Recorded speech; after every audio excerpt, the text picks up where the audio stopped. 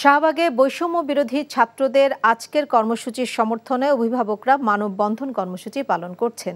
সেখানকার সর্বশেষ খবর জানাচ্ছেন সহকর্মী জুনায়েদ আল হাবিব।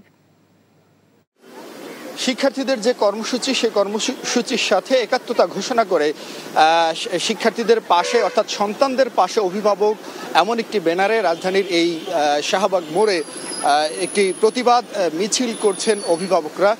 কিছুক্ষণ আগে তারা জাতীয় জাদুঘরের সামনে মানববন্ধন করেছিলেন এবং সেই মানববন্ধন থেকে তারা যে দাবি জানিয়েছেন যে শিক্ষার্থীদের যে কোনো ধরনের কর্মসূচির পাশে রয়েছেন তারা, এবং তারা বলছেন যে তাদের যে শিক্ষার্থীদের যে 9 দফা দাবি সেই 9 দফা দাবি বাস্তবায়ন, 9 দফা দাবি আদায় না হওয়া পর্যন্ত তাদের এই ছাত্র সমাজের পাশে থাকবেন বলে কিন্তু তারা অঙ্গীকার করছেন। এবং তারা বলছেন যে যদি শিক্ষার্থীরা 9 দফা বা 1 দফা যে দফাই দেখ না কেন, শিক্ষার্থীদের দফাই হবে এই অভিভাবকদের মূলত কর্মসূচি। এবং তারা সরকারকে অবিলম্বে এই ছাত্রদের উপর নির্যাতন বন্ধ করে, গ্রেফতার বন্ধ করে তাদের যে দাবি সে দাবি মেনে নেয়ার কিন্তু দাবি জানাচ্ছেন।